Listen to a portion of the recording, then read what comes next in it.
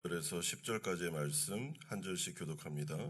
사로잡혔던 자들의 자손이 이스라엘의 하나님 여호와의 성전을 건축한 다음을 유다와 베냐민의 대적이 듣고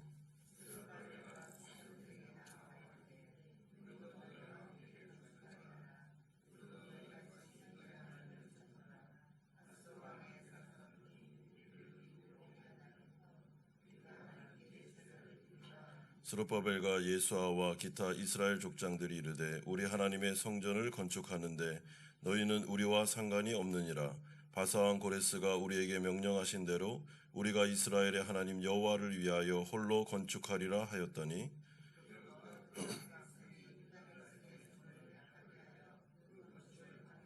바사왕 고레스의 시대부터 바사왕 다리오가 즉위할 때까지 관리들에게 뇌물을 주어 그 계획을 막았으며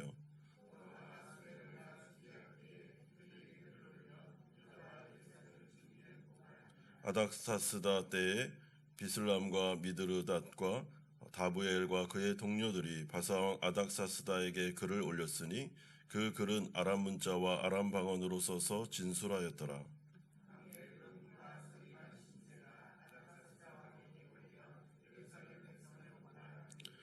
방벨루음과 서기관 심세와 그의 동료 디나 사람과 아바삭 사람과 디블레 사람과 아바세 사람과 아렉 사람과 바벨론 사람과 수산 사람과 대해 사람과 엘람 사람과 그 밖의 백성 곧 존귀한 오스나빌 사르바리아 성과 유브라데강 건너편 다른 땅에 옮겨 둔 자들과 함께 고발한다 하였더라. 아멘. 바벨론에서 돌아온 유다 공동체가 민족 전체를 통합할 수 있는 구심점을 찾게 되는데 그것이 바로 예루살렘 성전을 재건하고 재건된 하드웨어 안에 예배 공동체, 그러니까 어떻게 보면 쉽게 말하면 소프트웨어를 구축함으로 이제 민족 전체를 통합하려고 하고 있습니다. 드디어 이들의 마음속에 예루살렘 성전과 예배 중요성이 각인되고 있습니다. 그 가운데 하나님은 사람들의 마음을 감동시키셔서 자신의 뜻을 이루어 가십니다. 하지만 우리가 늘 경험하듯 하나님의 일을 시작하고 진행할 때 사탄의 공격도 만만치 않다는 것을 알고 있습니다. 그래서 오늘 드디어 성전 재건을 방해하는 대적들이 벌떼처럼 일어나게 됩니다. 우리는 늘 하나님의 일을 감당할 때 그러므로 비둘기처럼 순결하지만 뱀처럼 지혜로울 필요가 있습니다. 절대로 사탄의 세력을 우습게 여겨서는 안 됩니다. 그리고 이 악한 영적인 세력은 늘 악한 자들의 마음을 충동질하여 하나님의 일을 방해합니다. 하나님도 사람의 마음을 움직이시고 감동시키셔서 그 사람을 통해 일하듯 사탄 마귀도 영적인 존재이기 때문에 사람의 마음을 충동질하고 이간질시켜 하나님의 일을 방해하는 것입니다. 그러므로 우리 교회는 늘 깨어서 기도할 필요가 있습니다. 우리의 싸움이 혈과 육의 싸움이 아님을 기억하면서 또한 기도 외에는 일현누가 나갈 수 없다라는 것을 생각하면서 영적 싸움에서 승리하기 위하여 간절하게 기도를 멈추면 안 되는 것입니다. 특별히 새 예배당으로의 이전을 마친 이후에 영적인 말씀 간증 집회를 준비하면서 더더욱 하나님께 합심하여 기도하셔야 됩니다. 우리 교회를 붙잡아 주시고 새 예배당에서의 진정한 영적인 부흥을 일으켜 주시며 진정한 영적인 성전이 세워지게 하시고 사탄 마귀의 권세를 막아 주셔서 영적인 공격 앞에 기도로 당당히 맞서 싸워 승리하게 하여 주시옵소서. 그러므로 이 특별 새벽 기도회는 이미 말씀 간증 집회가 시작되었다라는 것을 우리가 생각할 때 기도로 준비하여 강한 하나님 나라 군사로 우리가 영적으로 무장하는 깨어있는 시간이 되어야 되며 이 가운데 반드시 사탄 마귀의 공격이 있을 거다라는 것을 우리는 예상하고 있어야 됩니다. 그러므로 첫 번째로 성전 재건 공사의 반대 세력이 벌떼처럼 일어나는 모습이 1절에서 10절에 나타나고 있습니다. 1절에 보시면 사로잡혔던 자들의 자손이 이스라엘의 하나님 여호와의 성전을 건축한다 함을 유다와 베냐민의 대적이 듣고, 여러분 여기서 대적이다라는 이 히브리어 단어는 좁은 그리고 고통이라는 뜻을 가지고 있습니다. 그러니까 이들이 성전 재건의 길을 자꾸만 좁게 만드는 겁니다. 고통스럽게 만들었습니다. 힘이 빠지게 만들었습니다. 그러니까 이들이 집요하게 계속해서 공격한 것은 그 일을 하는, 전면에서 일을 하고 있는 사람들의 힘을 자꾸 빠지게 만들고 사기가 저하되게 만들고 그리고 길을 좁게 만들어서 그 가는 길이 어렵도록 한 것이 대적들의 공격이었습니다. 이 대적들은 이스라엘 백성들이 바벨론 포로로 잡혀갔을 때 바벨론에 끌려가지 않고 고토에 남아 있었던 자들로서 오랫동안 이방 종교의 풍습에 영향을 받아 신앙의 순수성을 잃어버린 자들입니다. 그래서 스룹바벨과 예수아와 기타 족장들이 우리도 함께 성전을 재건해달라는 이들의 요청을 단호하게 거절한 이유가 바로 여기에 있었던 것입니다. 그러자 이제 대적들이 공격이 본격적으로 시작되는데 4절에 보면 유다 백성의 손을 약하게 했다라고 말씀하는데 이것은 아까 말씀드린 대로 사기가 저하되도록 낙심시켰다라는 뜻이고 건축을 방해했다라는 것은 굉장히 건축하는데 괴롭혔다는 것입니다. 5절에서 계획을 막았다라는 것은 자꾸만 계획이 숲으로 돌아가도록 방해 공작을 폈다라는 의미를 가지고 있습니다. 그러니까 이들은 성전을 재건하려는 이스라엘 백성들의 마음을 공격해서 사기를 떨어뜨리고 손에 힘이 빠지도록 집요하게 공격함으로 성전이 재건되지 못하도록 하는 것이 이들의 목표였고 그 결과 이스라엘의 성전 재건 사업이 다리오 왕 때까지 중단이 되고 맙니다. 여러분, 이처럼 사탄은 교회가 순수하게 예배 공동체로 세워지고 말씀으로 무장하는 것을 너무나도 싫어합니다. 그래서 총공세를 취하는데 이 오늘 본문에 나오는 에스라에서의 말씀처럼 지금도 똑같습니다. 전면에서 하나님의 일을 하는 사람들의 마음에 사기를 자꾸만 떨어뜨리고 낙심하게 만들고 손에 힘을 빠지게 함으로 그리고 하는 일을 이렇게 좁게 만들므로 말미암아 이 일을 내가 해야 되나? 라는 생각을 자꾸만 들게 하는 것입니다. 이러한 대적들의 방해는 고레스의 통치 이후까지 지속되는데 6절에서 10절까지의 사건은 연대손으로 볼 때 시간차가 많이 나는 역사입니다. 그러므로 에스라서의 말씀은 시간적으로 배열한 역사서가 아니고 주제별로 배열한 역사서라는 것을 기억하셔야 됩니다. 따라서 이스라엘이 예루살렘으로 귀환한 이후에 성전 재건과 성벽 재건의 반대가 무려 100년 동안이나 지속됩니다. 공격이 100년 동안 지속돼서 성전이 재건되는데 너무나도 많은 고생을 하고 그리고 우리가 나중에 살펴보겠지만 성전은 재건됐는데 성벽을 재건하기까지 또 17년이 미뤄지는 아주 어려운 이 재건 사업이 시작되게 됩니다. 이처럼 하나님의 나라를 방해하는 대적들의 공격은 너무나도 집요하면서 끈질기고 사생결단하고 달려들기 때문에 교회는 무슨 일을 하든 기도에 전념하셔야 됩니다.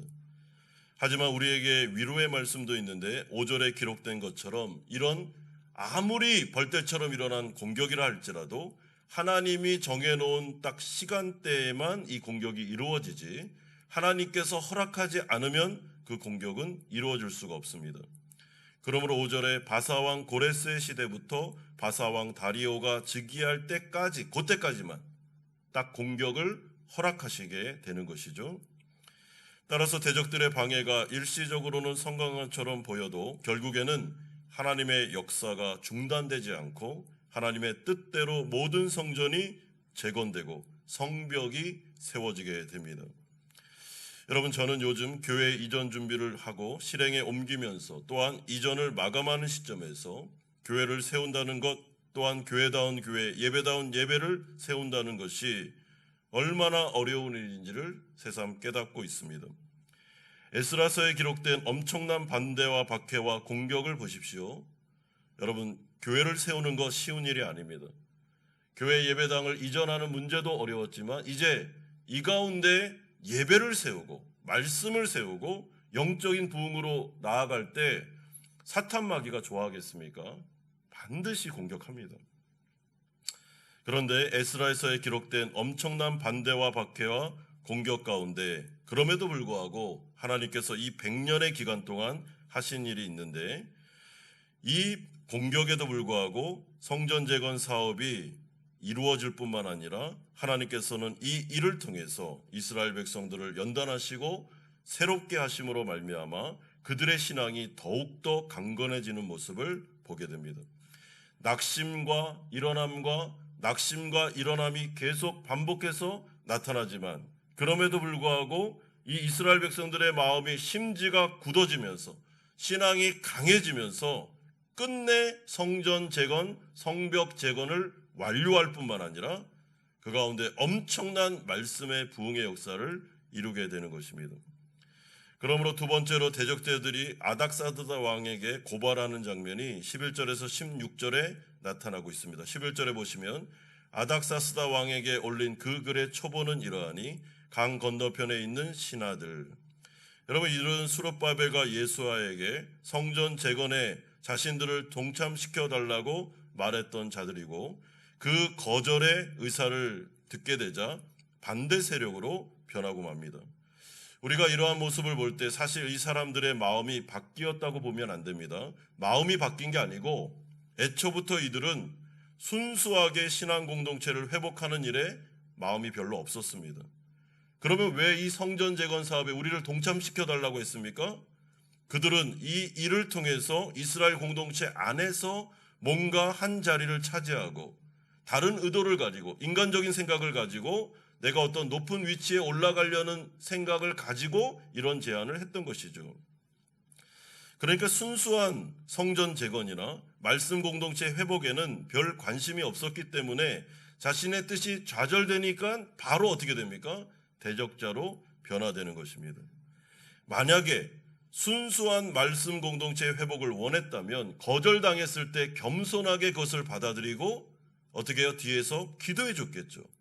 기도해주고 후원해주면서 우리가 순수하게 당신들과 한 마음입니다라는 것을 보여줬겠죠. 그렇게 하지 않고 있습니다. 거절당하자 바로 돌아서서 대적자가 되었다.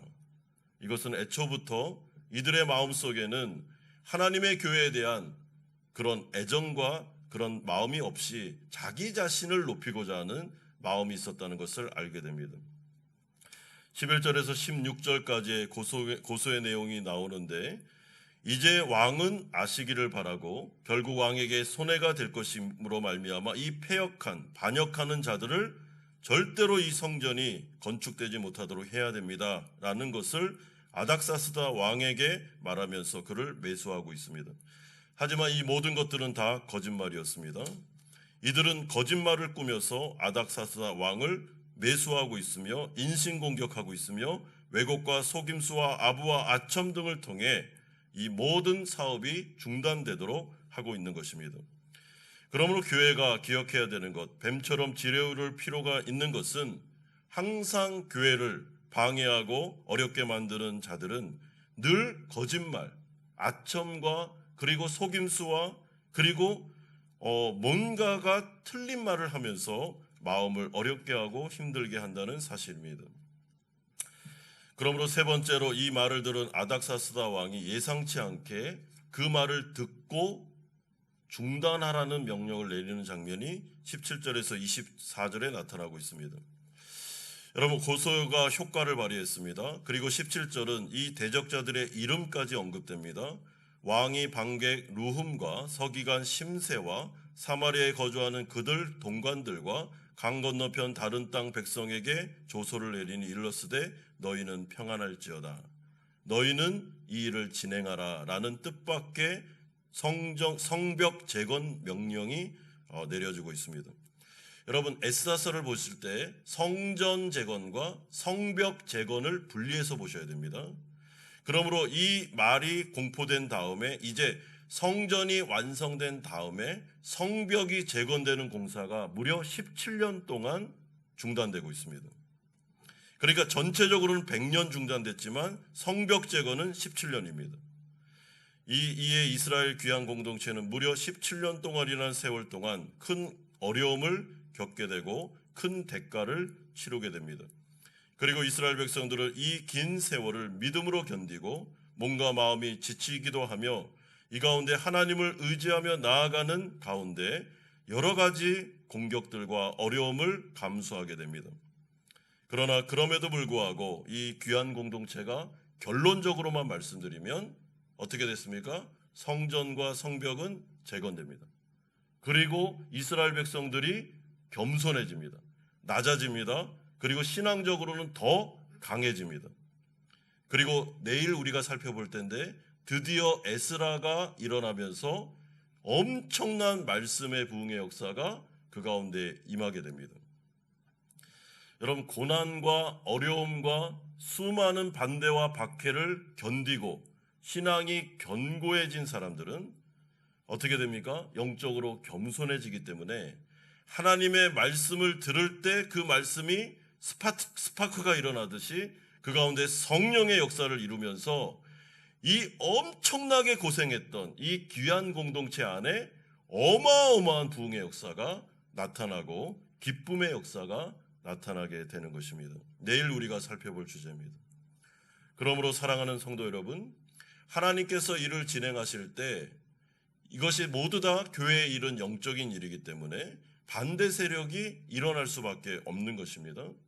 그럴 때 우리가 이 모습을 보면서 혈과 육에 대한 싸움을 싸우는 것이 아니고 우리는 기도함으로 그 배후에 있는 사탄 마귀와의 싸움을 기억할 때 기도를 멈추면 안 되는 것이죠. 그리고 그 되어지는 일들을 바라보면서 내가 여기에서 해야 되는 일이 무엇인지를 생각하는 것입니다. 이스라엘 백성들과 그 지도자들은 이 반대 세력에 의해서 100년 동안 성전 재건과 성벽 재건이 답보 상태에 빠졌을 때 수많은 어려움이 있었지만 이들은 기도를 멈추지 않았습니다. 끝까지 하나님의 뜻을 구하면서 드디어 성전 재건, 성벽 재건이 일어나게 되는 것입니다. 그러므로 사랑하는 성도 여러분, 에스라서의 말씀을 통해 우리가 특별 새벽 기도를 통해서 이 말씀을 살펴보면서 우리 교회 가운데 적용해 볼 필요가 있다고 생각합니다. 하나님께서 어려운 순간 속에 우리를 지켜주심으로 새 예배당으로의 이전이 이제 마무리되었습니다.